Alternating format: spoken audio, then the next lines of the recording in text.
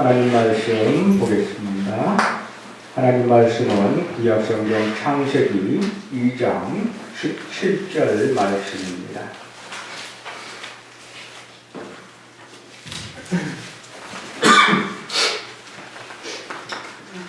창세기 2장 17절 말씀 제가 봉독해 드리도록 하겠습니다.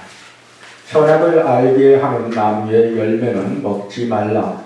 내가 먹는 날에는 반드시 죽으리라 하시니라. 아멘. 하나님 말씀을 받도록 하겠습니다.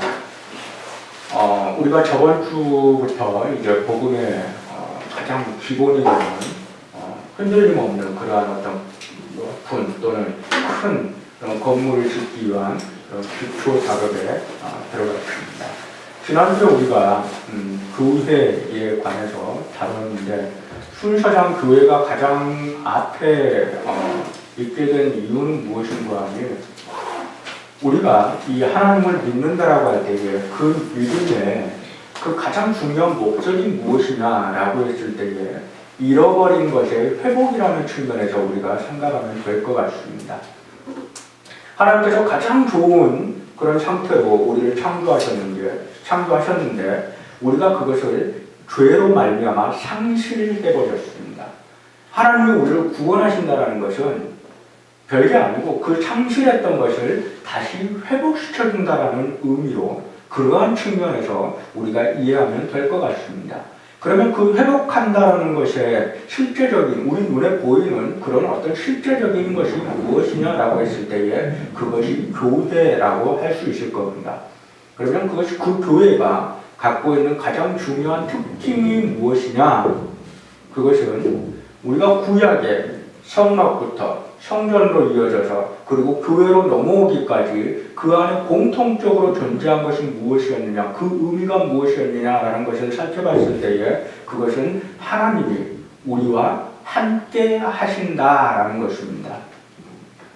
그것이 바로 하나님께서 우리를 구원하심으로 말미암아 우리 가운데 회복시키고자 하셨던 가장 중요한 것이라는 것을 우리가 기억해야 됩니다. 하나님이 우리와 함께 하신 것이 가장 큰 복이라는 겁니다. 그것을 상실해버린 것이 바로 오늘 이 시간 우리가 살펴봐야 될 죄의 문제입니다. 오늘은 죄에 관해서 우리가 살펴볼 건데요. 죄가 무엇이냐?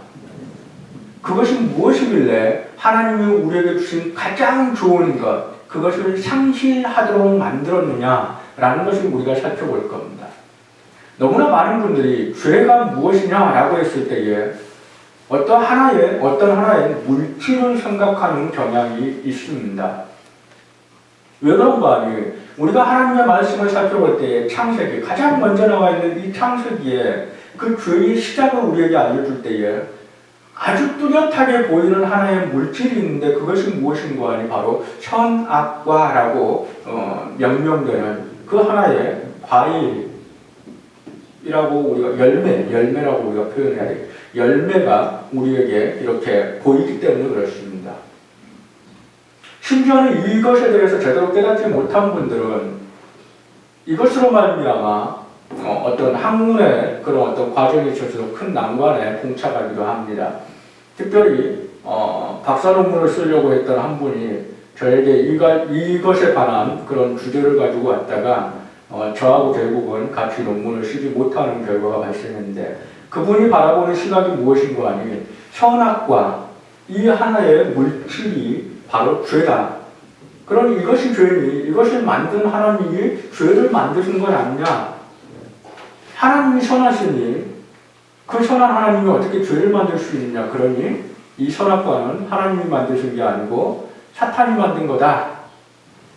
그래서 제가 질문을 했습니다. 그러면 사탄이 창조의 능력이 있다는 거냐?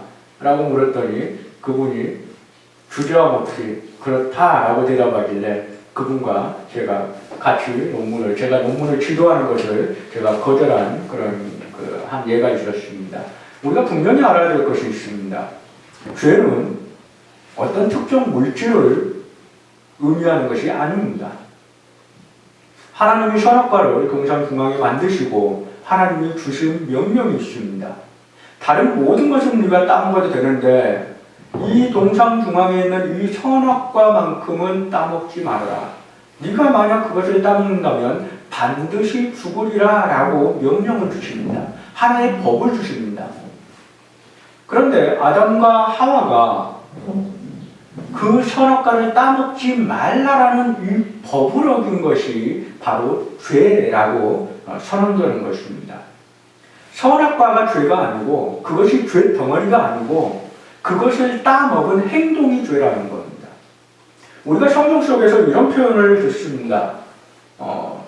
돈을 사랑하는 것은 일만악의 뿌리다라고 우리가 표현하는 것을 우리가 성경 속에서 본 것을 아마 많은 분들이 기억하고 또 알고 있을 겁니다. 그 표현 한번 자세히 생각해 보시기 바랍니다. 돈은 악이다가 아닙니다. 돈을 사랑하는 것은 일만 악이다라는 것도 아닙니다. 일만 악의 뿌리다라는 겁니다. 그것 자체가 악이 아니고 그것 자체가 일만 악을 낳을 수 있는 그런 저변이 된다, 기본이 바탕이 된다는 겁니다. 그것을 어떻게 하느냐에 따라서 악이 될 수도 있고 악이 안 될 수도 있는데 악이 된다라고 했을 때는 일만의 악, 다시 말해서 모든 악의 모든 악의 악이라고 할 수 있을 정도로 그 정도 넓은 범위의 악을 만들어낼 수 있는 그런 조건이 된다라는 표현입니다. 다시 말해서 우리가 악이 무엇인가, 죄가 무엇이냐라고 했을 때에 특정 물질을 죄나 악으로 보는 것은 결코 성경적이지가 않습니다. 무엇을 했느냐, 어떻게 했느냐, 그 행동에 대해서 하나님은 죄다 아니다를 결정하시지 어떤 특정 물질을 가지고 그것은 죄야 라고 말씀하신 것이 아니라는 겁니다.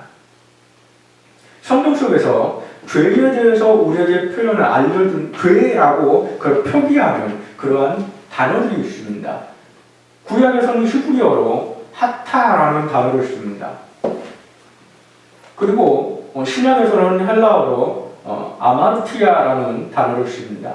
이 두 단어가 갖고 있는 공통적인 어떤 의미가 있는데 그것이 무엇인가 하니 어떤 하나의 관역을 놔두고 화살을 쏘았을 때에 그 화살이 그 관역을 벗어나는 것에 대해서 이 단어를 쓰고 있다는 것을 우리는 알아야 됩니다. 자, 무슨 의미인가 하니 어떤 특정한 물질이 죄가 아니라는 겁니다. 자, 관역이 죄가 아니고 활이 죄가 아니라는 겁니다.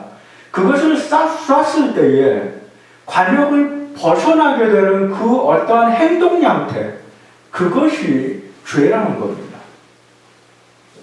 그러면 이 어떤 행동, 정해진 어떤 룰에서, 정해진 법칙에서 벗어나는 그 행동을 했을 때에, 다시 말해서 하나님이 정한 그 법에 대해서 벗어나는 행동을 했을 때에 어떠한 결과가 나타나느냐, 그 죄를 행했을 때에 어떠한 결과가 나타나느냐라는 것은 반드시 죽으리라라는 결과로 나타난다고 오늘 우리가 읽은 이 본문에서 선언하고 있는 겁니다.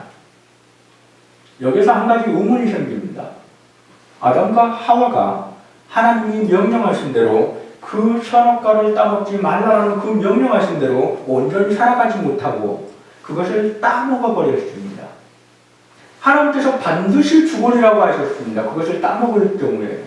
이 반드시라는 것은 그 안에 포함되어 있는 의미가 하나 있는데 그것이 무엇인가 하니 즉각적으로라는 의미입니다. 자, 따먹는 그 순간 즉각적으로 반드시 죽으리라는 것입니다. 그런데 한번 보시기 바랍니다. 창세기에는 결코 창세기에 나타난 그 아담과 하와는 결코 선악과를 따먹었다고 해서 그 즉시로 우리가 생각하는 죽음에 처하지 않았습니다. 그러면 하나님이 말씀하신 반드시 죽으리라는 이 반드시라는 이 단어가 갖고 있는 의미는 거짓인 것입니까? 우리가 죽음이라는 것에 대해서 제대로 이해를 해야 합니다. 죽는다라는 것은 본래 목적을, 본래 의미를, 본래 하나님이 창조하셨을 때 부여하신 그 창조의 그 어떤 목적을 상실한 것을 죽었다라고 표현합니다. 제가 이것을 설명할 때에 주로 기차에 대해서 제가 많이 비유를 해서 설명을 해드립니다. 우리 사람들이 기차를 만듭니다. 근데 기차를 만들 때에 기차라는 어떠한 하나의 물체만 만들지 않고 그 기차가 달릴 수 있는 길을 같이 만듭니다. 철로를 같이 만들죠.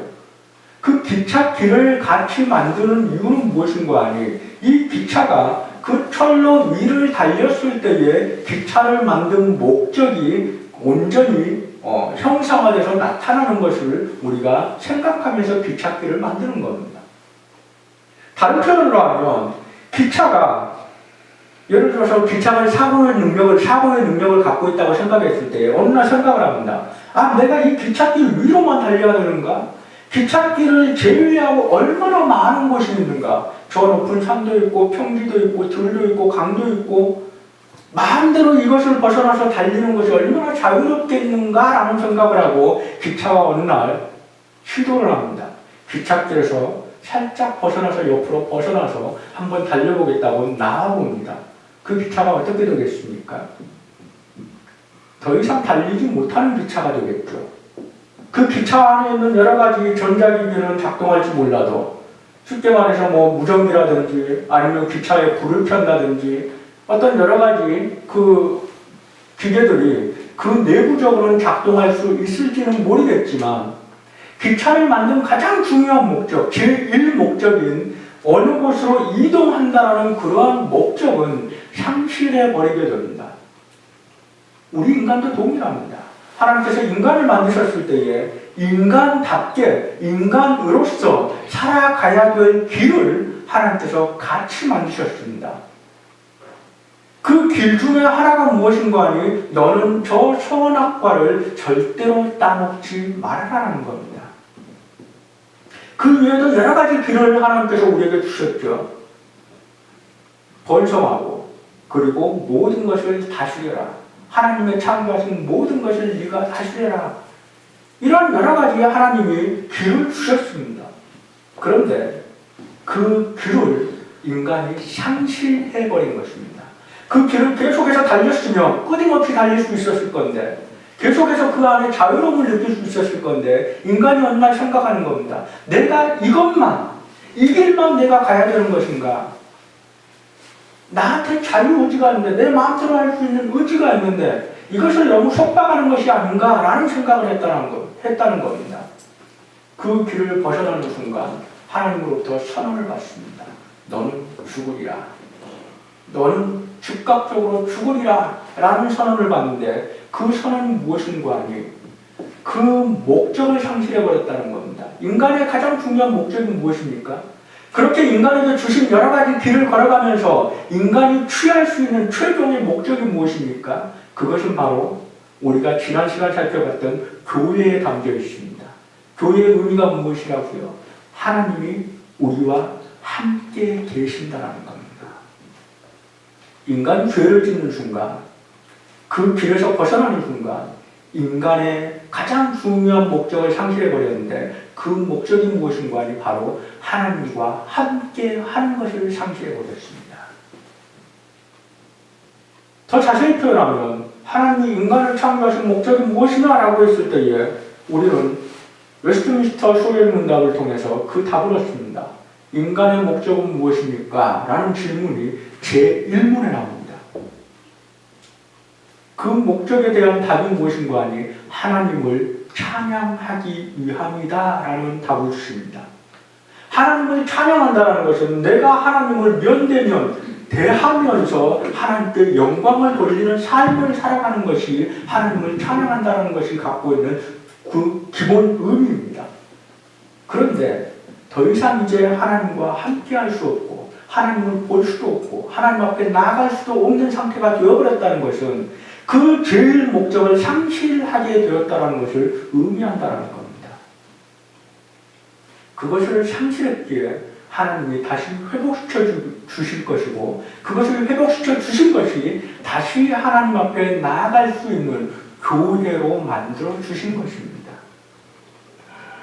그러면 여기서 우리는 한 걸음 더 나아가서 이제 살펴봐야 될 것이 하나님이 그 죄를 지은다고 했을 때에 정령 죽으리라, 즉각적으로 죽으리라 라는 선언을 하시는데 여기에 우리는 한 가지 질문을 던질 수가 있습니다. 아니, 아무리 죄가 나쁜 거라 하기로서니 즉각적으로 죽이기까지야 할 필요 있겠습니까? 라는 질문을 던질 필요도 또 있습니다. 그냥 내 몇 대 때리고 그냥 봐주면 되지 않겠습니까? 죽이기까지 해야 되겠습니까? 영원히 그 인간의 목적, 인간을 창조하신 그 목적을 영원히 차단시켜버릴 정도로 죄가 그토록 나쁜 겁니까? 라는 질문을 우리가 하나님께 드릴 수 있다는 겁니다. 죄가 도대체 무엇이길래, 선악과 따먹는 것이 도대체 무엇이길래 이토록 가혹한 그러한 벌을 우리가 받아야 되겠습니까? 라는 질문을 우리가 해볼 필요가 있다는 겁니다. 우리가 하나님의 그 구원이라는 것을 이해할 때에 우리는 소위 이런 표현을 씁니다. 예전 분들, 우리 옛날 그 할아버지, 할머니 또는 어머니 세대까지만 해도 전도를 할 때 이런 표현을 썼습니다. 하나님 믿고 구원받읍시다 라는 표현을 썼습니다. 또 이런 표현, 이 표현을 좀 더 다르게 말하면 우리 하나님 믿고 천국 가야죠. 이런 표현을 쓰기도 했습니다. 여기서 우리가 어떤 특정 어떤 영역이라는 측면에서 살펴볼 때에 하나님을 믿고 구원받는다는 것이 어떤 영역으로 들어가는 것이냐, 어떤 실상으로 들어가는 것이냐라는 측면에서 바라봤을 때 우리는 천국이라는 것을 우리가 떠올릴 수 있습니다. 근데 이것을 좀 더 전문적으로 신학적으로 표현할 때에 이 천국을 우리는 하나님의 나라라는 표현으로 우리가 다른 표현을 쓰기도 한다는 것을 알 수가 있습니다. 하나님의 나라라고 했을 때에 이것의 영어 표기는 Kingdom of God입니다. 이 킹덤이라는 것은 왕국이죠. 하나님의 왕국이라는 겁니다. 하나님의 나라, 천국이라는 것은 하나님의 왕국입니다. 자, 이것을 전제로 해서 우리가 죄가 무엇인지를 이해를 하면 왜 하나님이 즉각적으로 죽일 만큼 그것이 나쁜 것인지를 정확하게 이해할 수가 있습니다. 하나님의 나라라고 했을 때 이 나라가 과연 무엇이냐라는 것을 먼저 이해해보면 시편 145편과 시편 103편에 보면 하나님의 나라라는 표현 나오고 또는 하나님의 그 권위, 통치라는 표현이 나옵니다. 그리고 또 신약에 들어와 보면 이제 마가복음과 누가복음에 이런 표현이 나옵니다. 너희가 하나님의 나라를 어린아이와 같이 받들지 않으면 정녕 그 나라에 들어가지 못한다는 그런 예수님의 가르침이 나오고 누가복음에 보면 어떤 사람, 어떤 귀인이 나라를 받기 위해서 어디로 갔다가 다시 돌아왔다라는 그런 표현이 나옵니다. 이게 무슨 표현이냐면 그 당시에 로마의 지배를 받고 있던 그런 시대적인 상황을 인식하면 그 표현이 무슨 의미인지를 알 수 있을 겁니다. 자, 보시기 바랍니다. 로마의 지배를 받고 있는 땅에서 로마가 너무나 넓은 영토를 지배하고 있기에 그 영토를 다스리는 방식 중에 하나가 뭐냐면 각 지역마다 지배했던 원래 자기 땅이 아니고 그 군대를 통해서 군인을 통해서 이제 어떤 땅을 속국으로 만들었을 때 그 속국을 다스리는 방식이 무엇인가 하니 그 지역에 새로 그 소국의 왕을 세우는 겁니다. 분봉왕이라고 우리가 표현하는 왕들을 세우는 겁니다. 또는 총리를 세우죠. 그 총리나 왕을 세우는데 이 세우는 방식이 직접 누군가를 시켜서 네가 거기 가서 왕해라고 시키는 경우도 있지만 그 지역에 살고 있던 사람 중에 막강한 권력을 갖고 있는 사람이 여러 가지 이제 뇌물을 가지고 본국으로 가서 로마로 가서 이탈리아 그곳으로 가서 그 황제에게 뭐 어떤 뇌물을 주거나 여러 가지 형태로 해서 내가 저 지역을 다스릴 수 있도록 해주시오라고 해서 허락을 받아서 다시 돌아와서 그 지역을 다스리는 경우도 있습니다.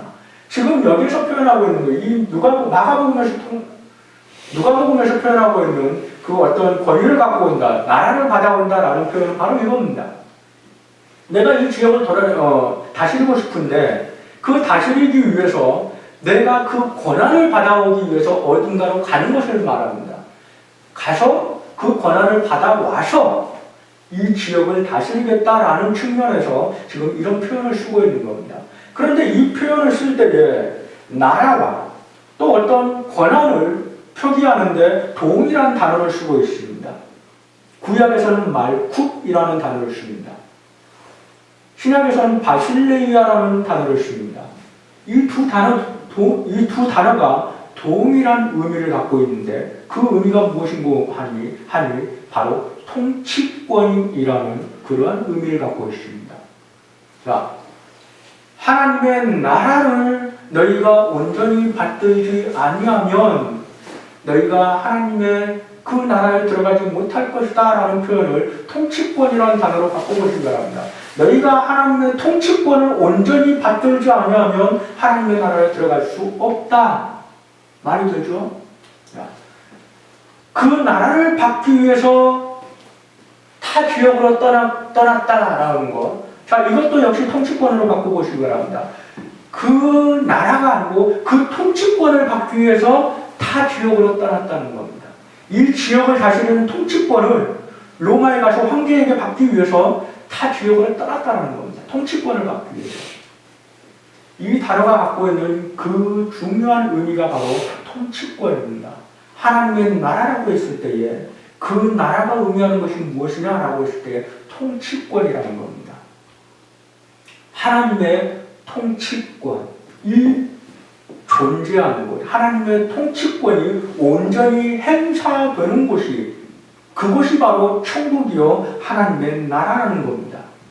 그러면 이 통치권은 도대체 무엇이겠습니까? 통치권이 무엇이길래 이것이 그토록 중요하게 다뤄지고 있을까요? 통치권은 법에 관한 용어입니다. 우리가 법이라고 하면 주로 세 가지를 논할 수가 있습니다. 보통 초중고등학교 다니다 보면 이 통치권에 대한 세 가지 요소를 배우게 되는데 그것이 뭐냐 하면 바로 입법, 법을 만드는 것, 그리고 행정, 그 만든 법으로 이제 다스리는 겁니다. 그리고 마지막이 뭐죠? 사법입니다. 사법. 다스리다 보면 다 그 법에 따라오면 좋겠는데 따라오지 않는 사람이 있습니다. 그 따라오지 않는 사람을 다스리는 것, 치리하는 것이 바로 사법입니다. 법을 만들고 그 법을 통해서 다스리다 보니까 그 법을 어기는 사람들, 그 어기는 사람들을 법 안으로, 법의 영역 안으로 다시 끌고 들어오기 위해서 그들을 치리하는 것, 벌을 주고 그런 식으로 해서 다시 이 안으로 데리고 들어오는 것, 그 사법. 이 세 가지의 요소가 바로 통치의 중요한 요소입니다. 하나님의 나라, 하나님의 통치권이라고 했을 때에 이 세 가지 요소가 다 하나님께 있다는 것을 말하는 겁니다. 우리는 아주 오래된 그 역사로부터 이 통치권이 어떻게 통치권이 누구에게 누구에게 소유되는지를 우리가 역사 속에서 보게 됩니다. 아주 오래된 시기에는 우리가 족장시대라고 해서 어떤 부족들이 모여 사는 그런 어떤 시대에서는 이 통치권을 누가 갖습니까? 부족의 족장이 갖습니다. 족장. 1인체제죠. 그 사람이 법을 만들고 그 사람에 의해서 통치가 되고 그 사람에 의해서 벌을 내리게 됩니다. 통치의 결과에 대해서. 그 조금 지나면 이제 왕정시대가 나옵니다. 왕이 그 모든 권한을 갖게 됩니다. 조금 더 지나면 이제 귀족 정치가 나옵니다. 거기에서 훨씬 더 발전적으로 우리가 변화된 것이 바로 민주주의라고 우리가 말하는 국민이 그 모든 권한을 갖는 시대를 이야기합니다. 그런데 하나님의 나라는 이 모든 권한이 하나님께 있다는 겁니다. 이것을 기억하시기 바랍니다. 왜 그런 거 아니에요? 우리가 살고 있는 시대가 민주주의 시대이기 때문에 더더욱 이것을 기억하는 것이 중요합니다. 너무나 많은 사람들이 이렇게 하나님 앞에 반문을 합니다. 꼭 그렇게 해야 됩니까? 너무나 많은 사람들은 이렇게 하는 게 더 좋다고 말하는데, 이렇게 하는 게 더 좋다라고 이야기를 하는데, 하나님은 이것이 만약 A라면 하나님은 A가 안 되고 B만 하라고 하는데, 하나님 너무나 많은 사람이 A를 좋아합니다. 꼭 B를 해야 되겠습니까? 라고 너무나 많은 사람들이 반문을 합니다. 기억하시기 바랍니다. 하나님이 통치하는 나라는 하나님이 왕이신 나라고, 하나님이 왕이라는 것이 갖고 있는 의미는 하나님이 모든 법에 대한 권한을 모두 갖고 계신다는 것을 의미하는 것이라는 것을 기억하시기 바랍니다. 하나님이 정한 법으로 사는 것이 하나님의 나라요. 그것이 가장 우리에게 좋은 길이라는 것을 기억하시기 바랍니다. 그러면 하나님께 이 모든 법에 대한 권한이 주어진 그 나라에서 하나님이 법을 정했는데 그 법대로 살지 아니하고, 다시 말해서 저 동상 중앙에 있는 저 선악과는 따먹지 말아라, 그것을 따먹으면 정령 죽으리라 라고 말씀하신 정하신 그 법을 인간이 어겼다면 그것은 어떤 죄에 해당되겠습니까?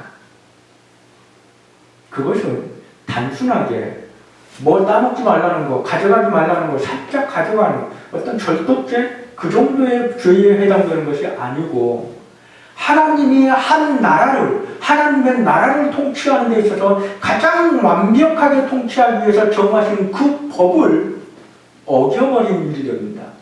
다시 말해서 하나님의 완전한 나라를 무너뜨려버리는 그러한 행위에 해당된다는 겁니다. 이것을 왕정시대에 법적인 그런 표현을 쓰면 어떻게 표현될 수 있냐면 반역이라고 우리는 표현할 수 있습니다. 나라를 뒤집어 엎어버리는 겁니다. 왕 되신 하나님의 그 나라, 그 나라를 온전하게 유지하는 데 가장 중요한 그 법 체계를 뒤집어 엎어버렸다는 겁니다. 하나님은 왕의 자리에서 끌어내려버렸다는 겁니다. 이것을 우리는 창세기의 하나의 표현에서 그것을, 그 일면을 엿볼 수가 있습니다. 하와가 가장 먼저 선악과를 따먹게 되는 이유가 무엇입니까? 뱀으로부터 꾀임을 받습니다. 근데 그 꾀임을 받을 때에 그 꾀임은 그 표현을 무엇인가 하니, 왜 이것을 먹지 말라고 하는 거 아니냐? 이것을 먹으면 네가 눈이 밝아져서 하나님과 같이 될까 봐서 이것을 먹지 말라라고 하나님이 한 것이다 라고 뱀이 말하고, 그 말을 듣고 하와가 그 선악과를 봤을 때에 먹음직도 하고 보암직도 하였더라. 따먹은 궁극적인 목적이 무엇이었습니까? 하나님과 같이 되겠다는 겁니다. 그 안에는 하나님의 나라를 뒤집어 엎겠다는 그 의도가 다분히 포함되어 있는 행동이었다는 겁니다. 단순하게 열매 하나 따먹은 것이 아니었다는 거죠. 하나님의 명령을 어겼던 거고, 그 명령을 어겼다는 것이 갖고 있는 그 근본적인 의미가 무엇이냐라고 했을 때에 하나님의 나라를 전복시키겠다는 겁니다. 당신만 하나님입니까? 나도 동일한 위치에 올라가고 싶습니다라는 그러한 의도가 그 안에 담겨 있었다는 겁니다. 인간의 죄의 모습이 항상 그런 식으로 나타납니다. 우리는 조금 지나서 창세기의 그 아담과 하와의 범죄에서 조금 지나서 또 살펴보면 거기에 동일한 어떤 모습이 나타나게 되는데, 우리는 바벨탑 사건을 접하게 됩니다. 바벨이라는 지역의 사람들이 탑을 쌓을 때에 그들의 의도가 무엇입니까? 우리가 높이 올리자. 어디까지요? 하늘에 닿기까지. 우리의 권위가 하나님의 권위만큼 올라갈 때까지 우리가 쌓고 쌓아서 올라가보자라는 겁니다. 그것이 바로 인간의 죄의 모습이라는 겁니다. 하나님이 어찌 이 인간들의 그 죄된 모습을 그대로 놔둘 수 있겠습니까? 그래서 하나님은 그 행위에 대해서 너희는 반드시 죽을 것이다 라고 선언을 하고 계시는 겁니다. 누구를 위해서 그렇습니까? 첫째는 하나님 자신을 위해서 그렇습니다. 하나님이 가장 영광 받으셔야 되고 하나님이 모든 것을 통치하셔야지만 되는 것이 바로 하나님의 법칙이요. 둘째로는 그 법칙이 유지돼야지만 우리 인간은 가장 복된 상태를 유지하고 누릴 수 있기 때문에 그렇습니다.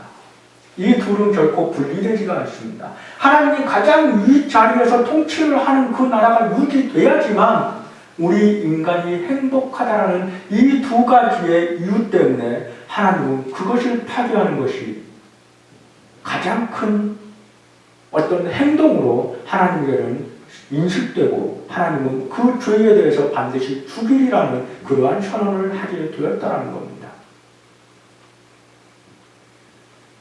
이 땅을 살아가는 많은 분들이 행복을 찾습니다.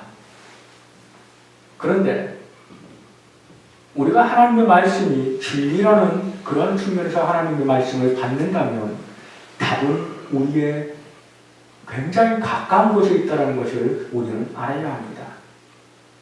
우리가 가장 행복한 방법이 무엇이겠습니까? 돈이 많으면 행복할 것 같습니까? 좋은 학교 가면 행복할 것 같습니까?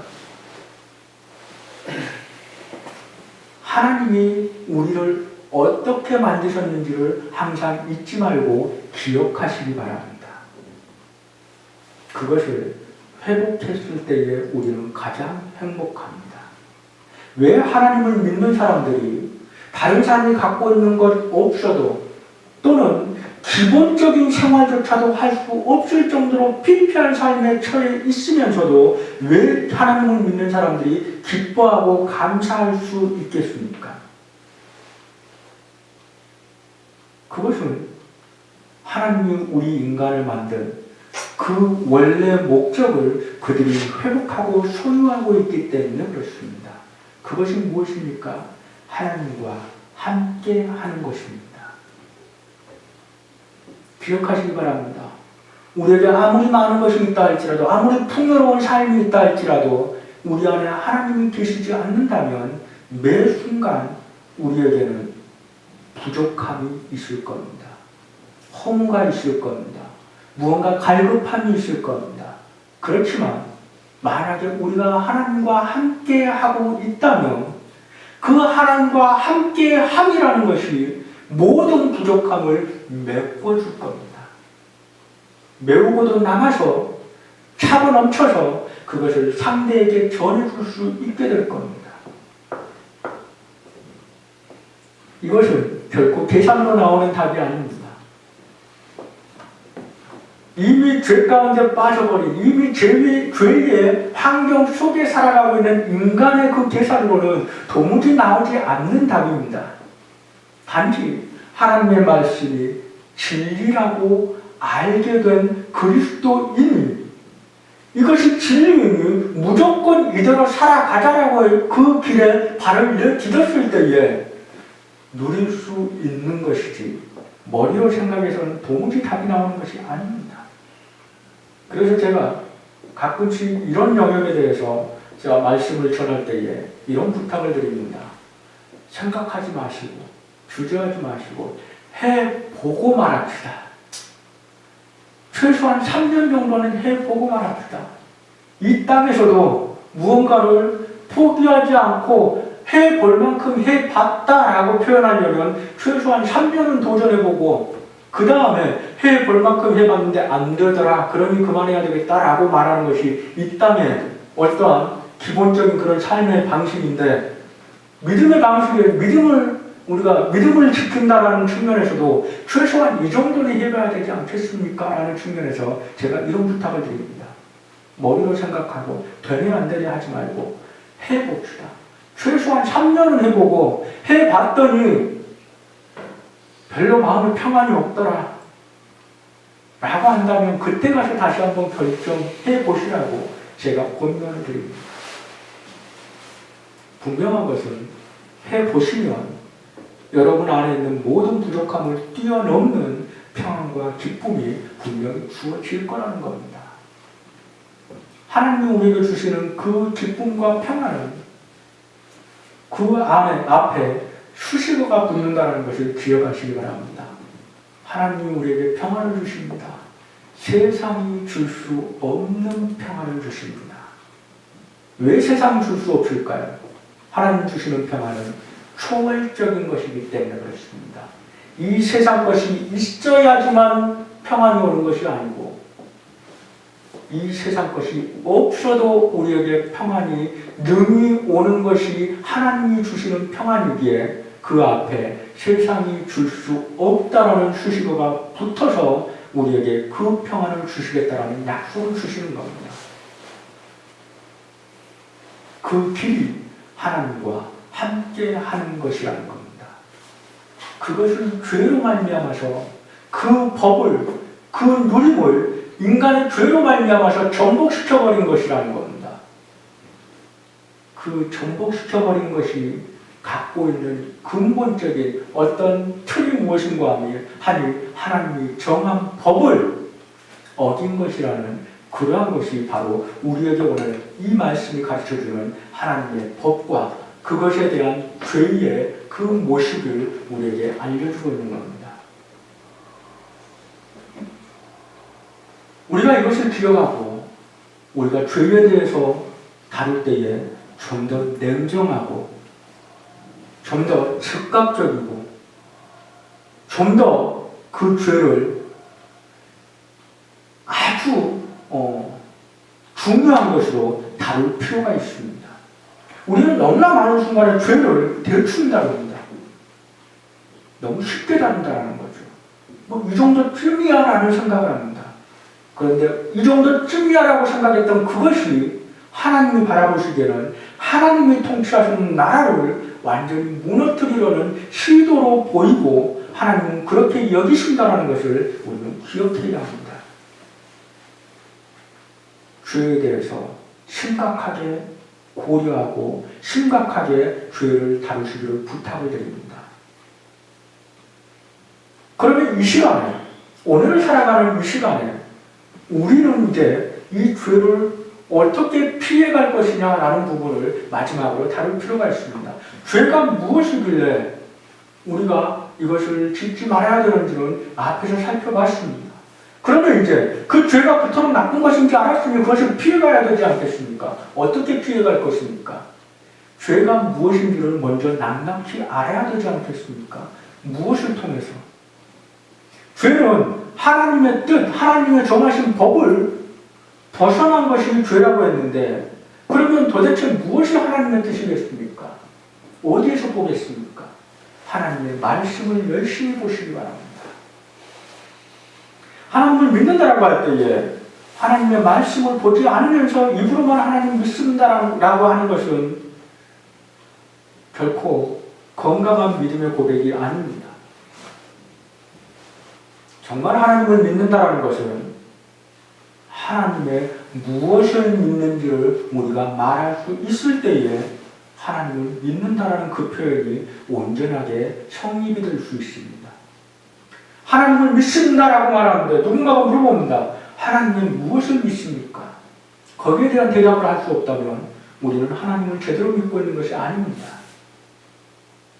하나님을 믿습니다라고 고백할 때에 그 사람에게 무엇을 믿습니까라고 질문하면 하나님에 대한 모든 믿음의 그 내용들이 우리의 그 가슴 속에서부터 품어져 나와야 된다는 겁니다.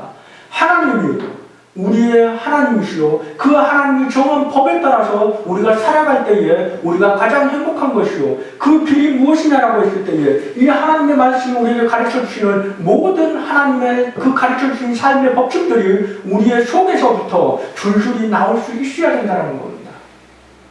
그런데 우리는 하나님을 믿는다고 하면서 살아가는 모습을 보면 하나님의 말씀이 어떻게 살아가라고 하는 것에 따라서 살아가는 것이 아니고 내 마음대로 살아갑니다.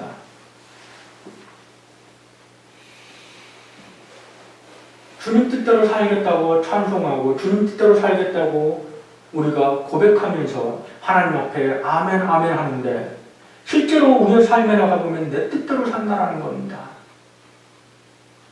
그래서 제가 우리 교회에서 굉장히 강조하는 것 중에 하나가 이겁니다. 이 안에서 우리가 이 예배 시간을 통해서 하나님의 말씀을 받는 것, 이 안에서 아멘하고 하나님 앞에 감사를 고백하는 것 참으로 중요합니다. 그렇지만 더 중요한 것도 있습니다. 그것이 우리의 삶에 체화되는 겁니다. 그 체화됐다는 것이 무엇입니까? 이 예배당 문턱을 넘어서서 세상으로 나아갔을 때 그때 과연 우리가 아멘 한 대로, 우리가 감사한 대로 우리가 세상에서도 살아가느냐, 그것이 중요한 것이라는 겁니다. 하나님의 말씀 열심히 보십시다. 하나님의 말씀 열심히 보시고 하나님의 말씀이 우리에게 가르쳐 주신 것에 합당하게 여러분 이 땅에서 여러분의 삶을 살아내시기 바랍니다. 그것이 죄를 짓지 않는 길입니다. 그것이 하나님이 정하신 법칙 가운데서 살아가는 방식입니다. 그것이 하나님의 자녀의 삶의 방식이라는 겁니다. 그것이 하나님의 나라가 이 땅에 굳건히 세워지는 그러한 걸음들이라는 겁니다. 이 길에서 벗어나지 마시기 바랍니다. 혹여 벗어나더라도 즉각적으로 하나님 앞에 회개하고 다시 이 길로 돌아오시는 그러한 삶에 여러분 모두의 삶이 있기를 주님의 이름으로 축복합니다. 하나님이 우리를 통해서 이 땅에 주의 몸된 교회를 세우셨다고 선언하셨습니다. 우리가 교회입니다. 하나님을 믿는 우리 개인이 교회고 우리 개인이 모였을 때에 그 모임이 교회입니다. 그 모임이 또는 그 개인이 참으로 하나님 보시기에 아름다운 교회라고 선언받기 위해서 우리는 필수적으로 하나님의 말씀을 알아야 된다는 것을 최종적으로 기억하시고 죄에 대해서 여러분이 정확하게 여러분의 뇌리에 기억하시고 새기시고 여러분 평생 살아가는 동안 그 죄를 여러분의 삶에서 밀어내는 그러한 노력 가운데 여러분 평생 살아가시기를 부탁을 드립니다. 기도하겠습니다.